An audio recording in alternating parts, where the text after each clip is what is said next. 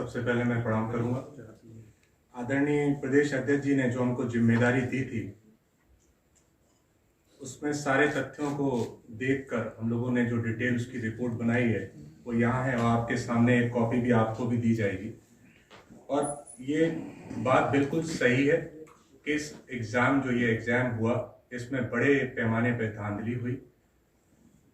धांधली में जो सबसे मुख्य कारण रहे, आप जैसे जानते हैं, बायोमेट्रिक अब अटेंडेंस के लिए कॉम्पिटिटिव एग्जाम्स में लगने लगा है, कंपलसरी प्रावधान बन गया है।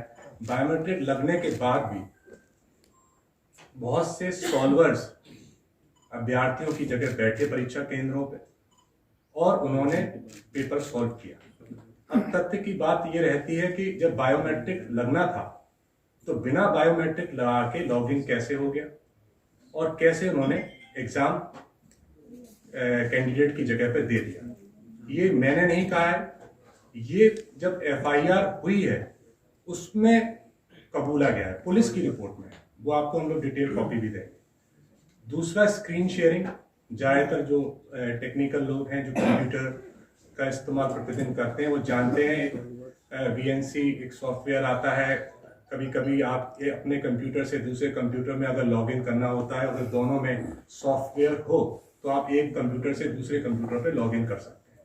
ज़्यादातर गवर्नमेंट ऑफिसेज में होता है, जब कंप्यूटर खराब हो जाते हैं और आपको टेक्निकल हेल्प की ज़रूरत होती है तो आप टेक्निकल जो आपके एक्सपर्ट्स होते हैं वो उस सॉफ्टवेयर के माध्यम से आपके कंप्यूटर पर लॉगिन कर लेते हैं। आप बैठते हैं और आराम से वो आपका कंप्यूटर चला के उसको सही करते हैं।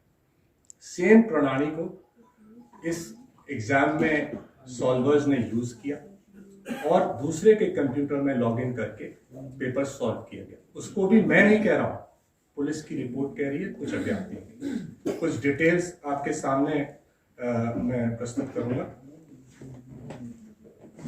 थाना हुसैनगंज में एफआईआर हुई है। उसमें पाया गया कि 40 प्रश्नों का उत्तर सॉल्वर ने लॉगिन करके सिर्फ 4 मिनट में दे दिया। 40 प्रश्नों का, 23 प्रश्नों का उत्तर 5 सेकंड में।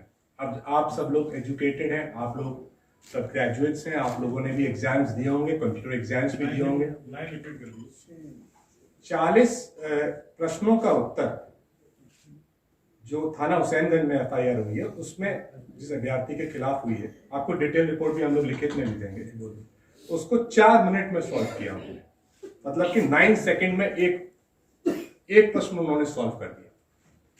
और मैथ का जो क्वेश्चंस थे, मैथ के क्वेश्चंस को 23 क्वेश्चन को 23 क्वेश्चंस को उन्होंने 5 सेकंड में सॉल्व कर दिया। आप समझिए, मैथ जिन्होंने पढ़ा होगा, एक क्वेश्चन सॉल्व करने में 5-5 मिनट लग जाते हैं, इतना कठिन होता है। 5 सेकंड में 23 क्वेश्चन। उसी एफआईआर में पुलिस रिपोर्ट में ये लिखा है कि 15 लाख रुपए देके उन्होंने सॉल्वर से ये करवाया। पुलिस की रिपोर्ट में उसके प्रूफ्स भी है हमारे पास, हमने उसको आपके लिए आपको भी उपलब्ध कराएंगे। एक थाना शाहगंज आगरा में हुआ, वहां पे 60 क्वेश्चन 59 सेकंड में सॉल्व कर दिए, जिसके ऊपर एफआईआर। 48 क्वेश्चन दूसरे ने 4 मिनट में सॉल्व कर दिए। उन सभी में बीएनसी सिस्टम का, जो बीएनसी सॉफ्टवेयर, उसका इस्तेमाल किया गया। संत कबीर नगर में भी ऐसा ही हुआ। वहां पर यह भी पाया गया कि बायोमेट्रिक लगाया और बायोमेट्रिक लगाने की जरूरत ही नहीं पड़ी, दूसरे सॉल्वर ने उनका पेपर किया। उसको भी हमने प्रूफ्स आपके सामने आपको देंगे डिटेल में।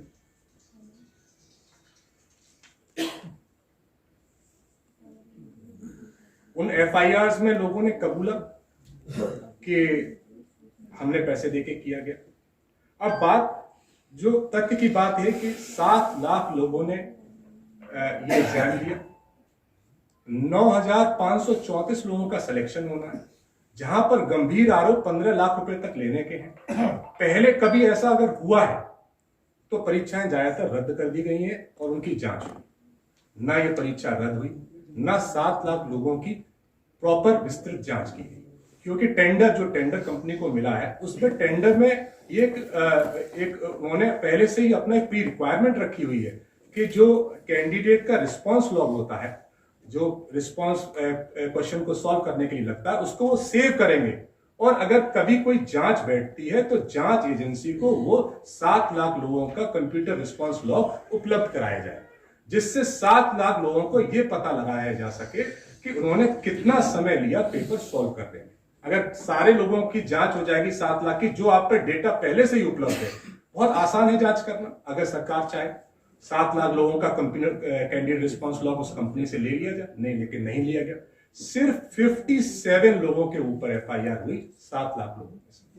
तो अगर इसकी डिटेल जांच होती, जिसकी हमारी पार्टी मांग कर रही है, जैसा हमारे आदरणीय प्रदेश अध्यक्ष जी ने आपके सामने कहा है, अगर इसकी डिटेल जांच होती तो ये बहुत बड़ा घोटाला सामने आता।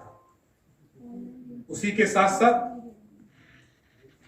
जिन परीक्षा केंद्रों पे ये परीक्षाएं कराई गई, उसकी भी अगर एक परीक्षा केंद्र जैसे आगरा है, गोरखपुर है, अलीगढ़ है, यहां पे पाया गया कि सॉल्वर ने सॉल्व किया है, उस परीक्षा केंद्र में जितने अभ्यर्थी बैठे उनकी भी जांच नहीं हुई। अगर उसी परीक्षा केंद्र में जितने अभ्यर्थी बैठे उन सबकी जांच हो जाती तो भी एक बड़ी पिक्चर हमारे और आपके सामने आती। उन परीक्षा केंद्रों की भी कोई जांच नहीं हुई, वहां पे बैठे हुए और जो अभ्यर्थी उनकी भी कोई जांच नहीं हुई, वहां से जिन्होंने एग्जाम्स दिया उनके पर भी कोई रोक नहीं लगाई गई। तो ये कहीं ना कहीं से बड़े पैमाने से, बड़े लेवल से इन सॉल्वर्स को मदद मिल रही है।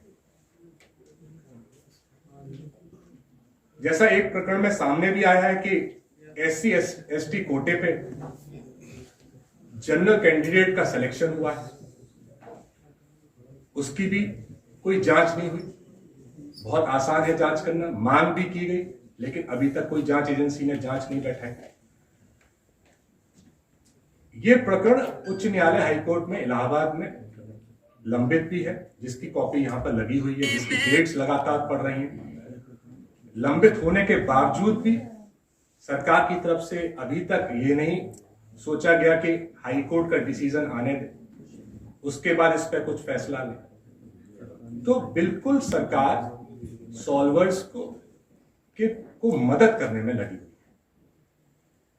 है। एक कोचिंग है, उसने ये कबूला है कि उसके यहां से 3,500 छात्रों का चयन हुआ है।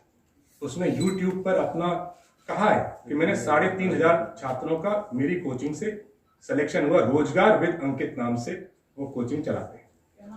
रोजगार विद अंकित, हम लोग रिटेल में भी आपको ये कॉपी उपलब्ध कराएंगे, आपको सारी डिटेल मिल जाएगी, सारी FIRs के नंबर्स भी हैं सारे। की कोचिंग है?